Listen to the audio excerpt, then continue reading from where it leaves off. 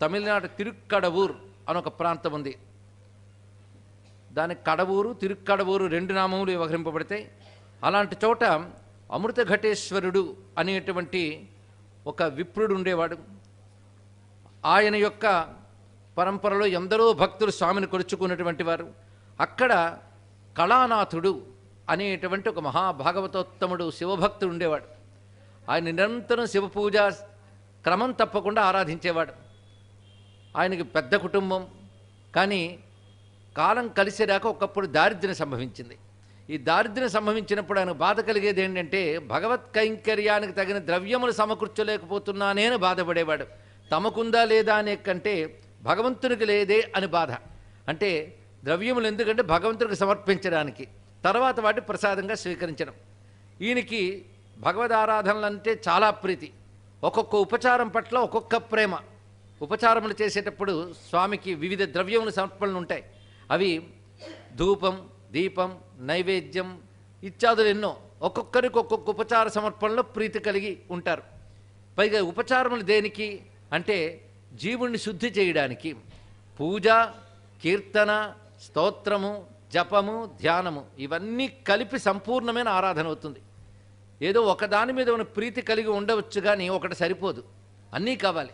అందుకే శంకరులు త్వత్పాదాంబుజమర్చయామి పరమం త్వాం చింతయామ్యన్వహం త్వామీశం శరణం వ్రజామి వచసా త్వమేవ యాచే విభో అని చెప్పారు. ఇందులో త్రికరణములు ఎలా వినియోగింపబడాలో చెప్తున్నారు. త్వత్పాదాంబుజం అర్చయామి, పూజ చేస్తున్నాను అన్నారు. అదేవిధంగా నిన్ను యాచిస్తున్నాను, నిన్ను చింతన చేస్తున్నాను 3 చెప్పారు. యాచించుట అంటే అడుగుట, అది స్తోత్రం అనే మాటలో చెప్తే వాక్కు, అర్చించడం శరీరం, అలాగే చింతన చేయడం మనస్సు. త్రికరణాలు వినియోగింపబడాలి పూజలో. దీనికి కారణం ఏంటంటే మనం అనుభవిస్తున్న కర్మలన్నీ త్రికరణాలతో చేసుకున్న పాపపుణ్యాల ఫలితంగానే వస్తున్నాయి. ఇప్పుడు మళ్ళీ వీటి అనుభవించేది త్రికరణాలతోనే, ఒకప్పుడు చేసింది త్రికరణాలే. కనుక త్రికరణాలు శుద్ధి కావాలి ముందు. త్రికరణాలు శుద్ధి అయితేనే భక్తో జ్ఞానమో వెలగబడతాం. అందుకు త్రికరణ శుద్ధికి పూజాధికాలు, క్షేత్ర పర్యటనలు ఇవన్నీ చేయడం వల్ల శరీరం ముందు శుద్ధి అవుతుంది. చింతన, స్మరణ, ధ్యానం వల్ల అంతఃకరణ శుద్ధి అవుతుంది. జపము, స్తోత్రము, సంకీర్తనం వల్ల వాక్శుద్ధి ఏర్పడుతుంది. 3 అయితేనే పరిపూర్ణంగా భగవద్ అనుగ్రహాన్ని మనం పొందగలం. అందుకే మహాత్ములు 3టి యందు ప్రేమ ఉంటుంది.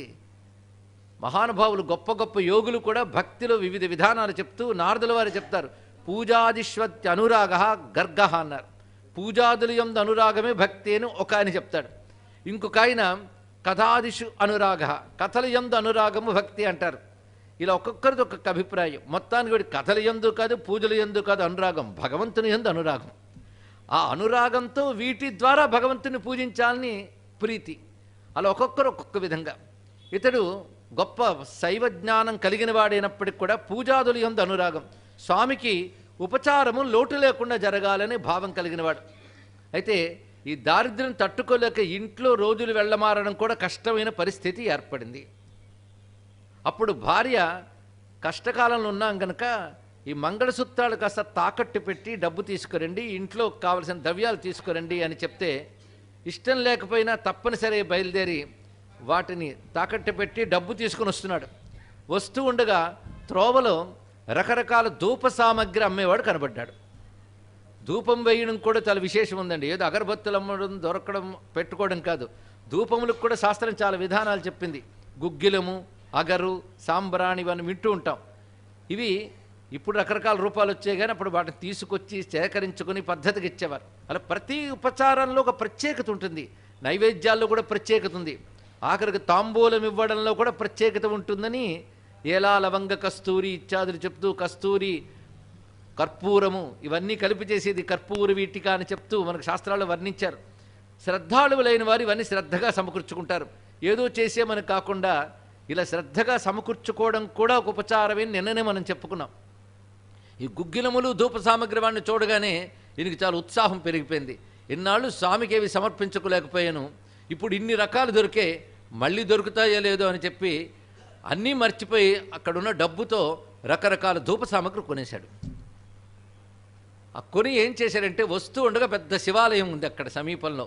ఆ శివాలయానికి వెళ్ళి తనివి తీరా ధూపములన్నీ శివునికి వేసి మైమరచిపోయి ఆయన కీర్తించి తర్వాత ఒంటి విస్పృహస్తు తెలిసింది. ఇంటికి డబ్బులు తీసుకెళ్లకుండా మొత్తం ఖర్చు చేశాడు. ఇప్పుడు ఇంటికి ఏ ముఖం పెట్టుకు వెళతాడు అని బాధపడుతూ వెళ్ళేటప్పటికల్లా ఇల్లు పరిసరాలు మారిపోయాయి. కుచేలుడు తిరిగి వెళ్ళినప్పుడు ఇల్లు ఎలా మారిపోయిందో అలా మారిపోయింది మొత్తం కూడాను. ఆ గృహిణి ఆశ్చర్యపోయింది. మొత్తం సంపదలన్నీ మన సమకూరే, మీరు అలా వెళ్ళలేదో ఇవి ఇలా సమకూరాయంటే ఇది ఎంత ధన్యత అని. సర్వసమర్పణాభావం వల్ల వచ్చిన ఒక అనుగ్రహం తెలుసుకోవాలి ఇక్కడ. సర్వసమర్పణ, దీన్ని బట్టి ధూపాలు వేయడం వల్ల కాదు, తనదైన దైనందినమైనటువంటి గృహకృత్యాల అవసరాల కంటే కూడాను భగవత్ కైంకర్యమే ప్రధానమనేటువంటి ఒక భావం ఉన్నదే, ఆ భావానికి పరమేశ్వరుడు సంతోషించాడు. ఆయనకు అసలు పేరే గుగ్గులు కలయినాయనారని. కలయినాయనారైనప్పటికీ గుగ్గులు కలయినాయనారు, ఆయనకు అది ఎక్కువ ఇష్టంట.